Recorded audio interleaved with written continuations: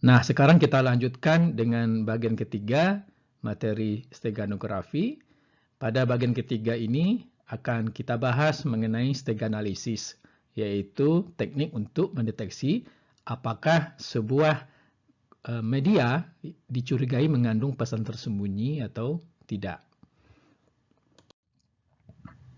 Jadi materi ini hanyalah berupa pengantar saja karena steganalisis ini materinya cukup banyak sehingga tidak mungkin diberikan di dalam kuliah kriptografi ini semuanya. Istilah steganalisis mengingatkan kita pada kriptanalisis yang terdapat di dalam kriptografi. Kalau pada kriptanalisis tujuannya adalah untuk memecahkan ciphertext menjadi plain text tanpa mengetahui kuncinya. Maka steganalisis tujuannya adalah untuk menentukan apakah sebuah media yang suspek atau media yang dicurigai mengandung pesan tersembunyi atau tidak. Antara steganografi dengan steganalisis, keduanya masih saling berkaitan. Steganografi bertujuan untuk menyisipkan pesan di dalam sebuah cover dengan menggunakan kunci, menghasilkan stego objek, lalu di sisi penerima, pesan tersebut bisa diekstraksi kembali dengan menggunakan stego key yang sama. Maka di dalam steganalisis, diberikan sebuah media yang dicurigai sebagai stego objek, kemudian harus dianalisis apakah media yang dicurigai tersebut mengandung pesan tersembunyi di dalamnya. Nah, hasil analisis ini adalah sebuah keputusan biner, ya, yaitu 1 atau 0. Ya, 1 artinya di dalam media tersebut terkandung pesan tersembunyi. 0 berarti di dalam media tersebut tidak terkandung pesan tersembunyi. Kenapa steganalisis begitu penting? Karena faktanya saat ini gambar-gambar digital, video digital, maupun audio digital itu bertebaran di internet. Baik melalui website, baik melalui media sosial seperti Facebook, Instagram, atau melalui jaringan pertemanan sosial seperti WhatsApp, Line, dan sebagainya. Mungkin saja di dalam media-media digital tersebut tersimpan informasi rahasia yang disembunyikan di dalamnya. Informasi rahasia tersebut bisa berupa pesan biasa, bahkan juga pesan-pesan dari suatu kejahatan, bahkan juga bisa berisi program-program jahat ya, atau malware ya, seperti virus komputer. Nah, siapa tahu misalnya di balik gambar Mona Lisa ini tersembunyi suatu program virus komputer. Siapa tahu ya. Apakah kalian pernah menerima surat elektronik ya dari orang yang tak dikenal yang mengandung file attachment berupa gambar seperti di bawah ini? Maka pesan saya adalah hati-hati. Karena bisa jadi ya di dalam gambar yang dikirim ini itu disembunyikan suatu program jahat seperti virus ya atau program-program yang merusak lainnya. Seperti ini contohnya, saya pernah mendapat email ya dari seseorang yang saya tidak kenal ya. Nah, di dalam email tersebut ada gambar yang diminta untuk diklik ya, diklik untuk melihat gambar tersebut. Nah, kalau kita tidak kenal dengan orangnya, hati-hati ya. Jangan langsung klik jika Anda tidak yakin. Masih ingat cerita saya di dalam video bagian kedua tentang stegosploit? Ya, ini adalah sebuah teknik untuk menyisipkan program yang dapat menghack komputer dengan menggunakan gambar. Ya. Silakan lihat kembali video bagian kedua atau lihat artikelnya di sini. Pernah mendengar digital forensik? Ya, digital forensik merupakan sebuah teknik untuk meneliti konten atau isi yang terkandung dalam sebuah informasi digital yang terkait dengan suatu peristiwa, ya, misalnya peristiwa kejahatan. Nah, salah satu hal atau aspek di dalam digital forensik itu adalah analisis citra forensik. Ya, jadi kalau misalnya informasi digitalnya berupa gambar atau citra, maka disebut dengan forensic image analysis. Analisis citra forensik ini bertujuan untuk menginterpretasi konten sebuah citra, ya. Bahkan juga menginterpretasi tentang citra itu sendiri sebagai materi yang legal. Nah, subdisiplin dari analisis citra digital antara lain adalah photogrammetry, photographic comparison, content analysis, yang keempat adalah image authentication. Nah, kalau image authentication Ini adalah untuk membuktikan apakah citra tersebut asli atau sudah dimanipulasi. Kalau content analysis meneliti ya, tentang isi dari citra digital tersebut. Nah, salah satu pekerjaan dalam content analysis itu adalah stag analysis. Meneliti apakah di dalam sebuah citra terkandung pesan tersembunyi. Ya. Jadi tadi disebutkan bahwa salah satu pekerjaan di dalam content analysis adalah mendeteksi apakah ada pesan tersembunyi dalam sebuah gambar. Nah, misalnya contoh sebuah skenario-nya sebagai berikut. Mr. Abdul adalah seorang investigator forensik. Nah, dia diminta oleh Lab Forensik Polri untuk menginvestigasi sebuah cybercrime berupa foto digital. Nah, sebagai investigator forensik yang ahli, dia menganalisis foto untuk menemukan pesan tersembunyi di dalamnya dengan menggunakan kakas stag analysis. Nah, jadi stag analysis merupakan salah satu hal yang juga digunakan dalam image forensik. Nah, tujuan utama stag analysis adalah untuk membedakan apakah sebuah media digital mengandung pesan rahasia atau tidak. Ya, jadi untuk membedakan apakah sebuah media digital itu merupakan cover objek atau stego objek. Nah, kalau cover objek berarti tidak mengandung pesan tersembunyi. Kalau stego objek berarti mengandung pesan tersembunyi. Stag analysis dianggap berhasil jika ia dapat menentukan apakah sebuah media digital mengandung pesan tersembunyi dengan peluang yang lebih tinggi daripada menerkanya secara acak. Jadi karena keputusan biner dari stag analysis itu adalah apakah citra itu mengandung pesan tersembunyi atau tidak, maka keberhasilannya sangat ditentukan ya dari teknik yang digunakan dalam melakukan stag analysis tersebut. Ya. Daripada kita menerka apakah sebuah citra digital mengandung pesan tersembunyi atau tidak, maka dengan teknik stag analysis ya kita dapat menentukan ya dengan peluang yang lebih tinggi ya bahwa media yang dicurigai tersebut mengandung pesan tersembunyi. Selain tujuan untuk membedakan apakah sebuah media digital mengandung pesan tersembunyi atau tidak, masih terdapat beberapa tujuan minor dari stag analysis. Antara lain adalah menentukan panjang pesan. Berapa bit pesan yang disembunyikan di dalam media digital tersebut. Kemudian menentukan tipe algoritma penyisipan. Ya. Algoritmanya apakah algoritma LSB atau algoritma yang lain. Kemudian menemukan kunci yang digunakan. Ya.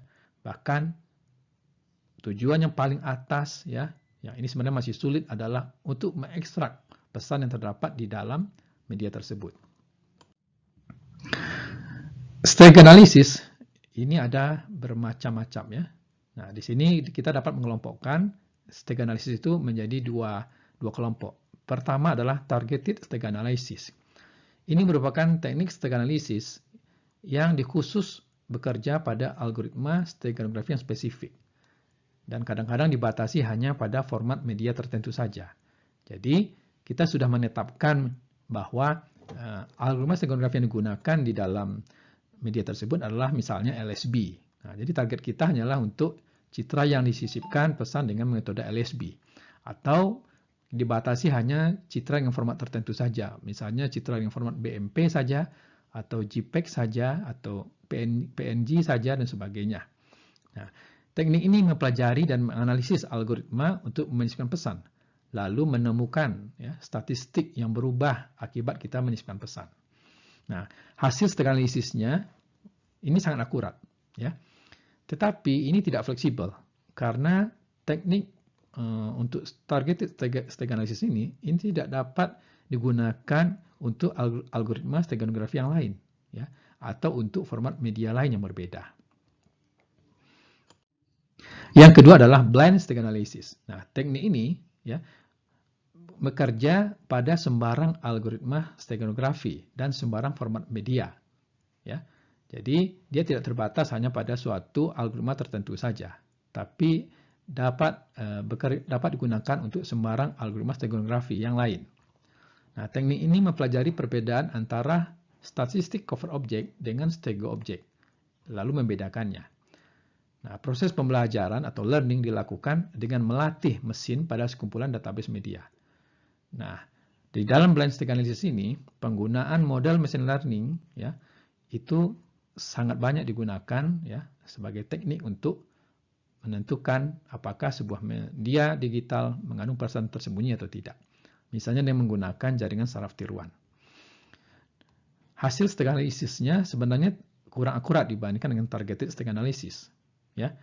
Karena klasifikasinya ini, apakah sebuah media digital merupakan media mengandung pesan tersembunyi atau tidak, ya. Ini juga sangat bergantung kepada dataset yang digunakan, ya. Dan juga tergantung pada model yang dibuat. Karena itu, ya, tapi dia memiliki kelebihan bahwa blind stake analysis ini dapat diperluas untuk algoritma yang lain, ya, tidak terbatas hanya pada suatu algoritma tertentu saja. Melakukan stake analysis pada sebuah media digital yang dicurigai itu sama artinya dengan melakukan serangan pada media digital tersebut.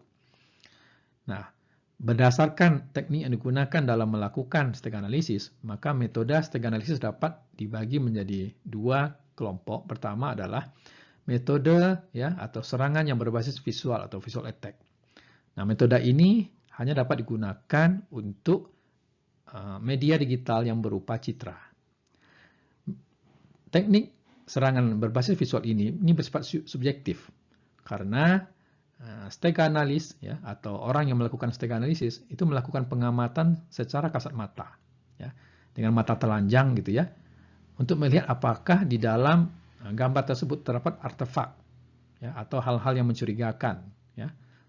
Lalu membandingkannya dengan citra aslinya kalau ada. Nah, teknik berbasis visual ini itu digunakan pada masa-masa awal riset stake analysis. Ya. Jadi penelitian-penelitian tentang stake analysis pada masa awal ya, itu umumnya adalah menggunakan visual attack ini. Nah, contoh serangan visual yang pertama adalah LSB plain attack. Kedua, enhanced LSB. Nah, nanti akan dijelaskan salah satunya saja, ya, enhanced LSB. Yang kedua adalah serangan berbasis statistik ya atau statistical attack. Nah, teknik ini menggunakan analisis matematik pada citra untuk menemukan perbedaan antara cover image dengan stego image. Ya. Teknik serangan berbasis statistik didasarkan pada fakta bahwa penyembunyian pesan ke dalam media itu dapat menimbulkan artefak. Ya. Nah, artefak ini dapat dideteksi secara statistik ya, sehingga dapat mengungkap penyembunyian pesan atau pesan yang disembunyikan itu sendiri. Nah, contoh serangan yang berbasis statistik, ya di sini ada 4 macam: histogram analysis, regular singular analysis, chi-square analysis, dan sample pair analysis. Nah, tetapi dalam video ini kita tidak akan membahas ini. Kita hanya membahas metode stake analysis yang berupa visual attack saja, ya, atau serangan yang berbasis visual. Visual attack ini memanfaatkan indera penglihatan manusia dengan cara mengamati kerusakan yang terdapat pada gambar akibat penyisipan pesan. Ide dasarnya adalah media yang dicurigai mengandung pesan tersebut itu dilakukan serangan dengan cara mengekstraksi bit-bit yang berpotensi menjadi bit pesan. Kemudian kita lakukan ilustrasi visual dari bit-bit yang telah diekstraksi tersebut ya dengan posisi yang sesuai dengan pixel sumbernya. Salah satu teknik dalam visual attack adalah metode enhanced LSB. Nah, caranya adalah dengan mengubah nilai byte pada komponen RGB, ya kalau gambarnya berupa gambar berwarna, ya, dengan mengubah nilai byte pada setiap komponen RGB berdasarkan nilai LSB-nya. Jadi kalau misalnya nilai LSB-nya 1, maka semua bit di komponen ini akan diubah menjadi 1, seperti ini. Kalau 0, akan diubah menjadi 0, seperti ini. Nah, kalau 1 juga akan diubah menjadi 1. Nah, proses ini disebut dengan penapisan. Ya. Jadi kalau misalnya gambarnya berupa gambar asli yang belum mengandung pesan tersembunyi, maka hasil penapisan dengan menggunakan metode enhanced LSB, ya, hasilnya adalah berupa gambar seperti ini. Ya. Tidak ada hal-hal yang mencurigakan di sini. Namun, kalau di dalam gambar ini terkandung pesan tersembunyi, maka kita dapat melihat ya, ada bintik-bintik seperti ini ya. Nah, bintik-bintik ini adalah artefak ya. Nah, yang ini dapat kita curigai. Ini adalah bit-bit pesan yang disembunyikan di dalamnya. Contoh lainnya ini gambar Doraemon. Nah, ini yang originalnya atau citra covernya yang belum mengandung pesan tersembunyi. Ini adalah hasil penapisan dengan Enhanced LSB, ya. Nah, kalau misalnya pada citra cover ini kita sisipkan pesan, ya, kira-kira sebanyak 20%, ya, mulai dari pixel pertama sampai pixel di sini, maka kalau kita lakukan penapisan dengan Enhanced LSB, kita melihat, ya, ini artefak yang mencurigakan seperti ini. Sehingga kita menduga bahwa citra Doraemon ini di dalamnya terkandung pesan tersembunyi, ya. Nah, ini contoh lainnya. Ini adalah original image-nya atau gambar aslinya. Ini hasil penapisannya dengan menggunakan Enhanced LSB. Nah, ini merupakan dua buah citra yang sama seperti ini, ya, tapi di dalamnya terkandung artefak yang mencurigakan, ya, hasil penapisannya. Nah, di sini berarti di dalam citra ini disisipkan pesan kira-kira sebanyak 20%, ya. Kalau di sini sekitar 80%. Ya, ini yang disebut dengan artefak mencurigakan. Sedangkan yang ini, ya, kita lihat bahwa pesannya itu berupa bintik-bintik seperti ini. Nah, itu berarti pesan tersebut dienkripsi terlebih dahulu, ya, sehingga menjadi pesan yang acak, ya. Sedangkan yang ini berupa plain text yang tidak dienkripsi. Ya, lihat pola-polanya berupa garis-garis seperti ini. Hal ini karena pada pesan plain text yang bermakna, ya, seperti tulisan, seperti kalimat biasa, perbedaan bit antara setiap huruf dan huruf lain itu tidak banyak, ya, sehingga artefaknya, ya, memiliki pola garis seperti ini. Tapi kalau kita melakukan enkripsi pada plain text tersebut sebelum disisipkan, maka artefak itu ini akan berupa bintik-bintik seperti ini. Ya, itu karena enkripsi akan mengakibatkan susunan huruf di dalam pesan tersebut, ya, itu menjadi acak. Ini juga contoh kalau misalnya pesan disembunyikan dengan metode LSB tapi secara acak, ya, di dalam cover image. Nah, jadi di sini bintik-bintiknya merata di sini. Nah, ini yang disebut dengan artefak mencurigakan. Jadi ini bergantung kepada pengamatan visual, ya, dari pengamat. Dan hasil ini bersifat subjektif. Namun, metode Enhanced LSB ini hanya bagus untuk citra dengan kontras tinggi, yaitu citra yang memiliki perbedaan antara foreground atau latar depan, ya, dengan latar belakang. Jadi misalnya pada citra kincir angin tadi, ya, latar belakangnya adalah langit, ya, yang terlihat putih, ya, sedangkan latar depannya adalah kincir angin. Nah, di situ kontras, ya, atau citra Doraemon tadi, atau citra logo ITB ini, ya, ini juga citra yang kontras tinggi, ya, sehingga artefaknya akan terlihat dengan jelas, ya. Namun pada citra dengan kontras yang rendah, ya, misalnya citra hasil fotografi, citra natural, ya, citra alami, metode Enhanced LSB seringkali menyulitkan steganalis, ya, karena steganalis akan kesulitan membedakan antara gambar, ya, yang seharusnya muncul dengan pesan rahasia atau gambar yang masih berupa cover image. Nah, contohnya seperti ini, ya. Ini adalah sebuah citra dengan kontras rendah. Artinya perbedaan antara objek dengan latar belakangnya itu, ya, itu tidak terlalu tegas, ya, seperti pada citra Doraemon, ya, citra kincir angin tadi. Sehingga hasil penapisan dengan Enhanced LSB, ya, ini menghasilkan pola-pola seperti ini. Nah, yang ini belum tentu ini merupakan artefak yang menyatakan pesan yang disembunyikan, ya. Tapi boleh jadi ini sebenarnya adalah bagian dari citra itu sendiri. Nah, sekali sebuah citra diketahui mengandung pesan rahasia, ya, dan diketahui bahwa penyisipannya menggunakan metode LSB, maka pesan tersebut bisa dihancurkan, ya, dengan cara mengganti seluruh bit-bit LSB-nya. Jadi sebelum citra stego tersebut sampai ke penerima, ya, maka bit-bit LSB-nya itu dihancurkan dengan cara mengganti seluruh bit-bit LSB-nya. Jadi misalnya di dalam citra tersebut, ya, bit-bit LSB yang telah diisi pesan adalah yang bercetak tebal seperti ini, ya. Jadi pesan yang disisipkan adalah yang ini, ya. Nah, kita dapat menghancurkan pesan itu dengan cara menggantinya, ya, dengan pesan lain yang berupa 000 seperti ini. Ya, jadi pesan yang sudah diganti tersebut disisipkan kembali, ya, pada bit LSB pada pixel-pixel citra. Nah, penggantian seluruh bit LSB menjadi 0 itu tidak akan merusak tampilan citra. Ya.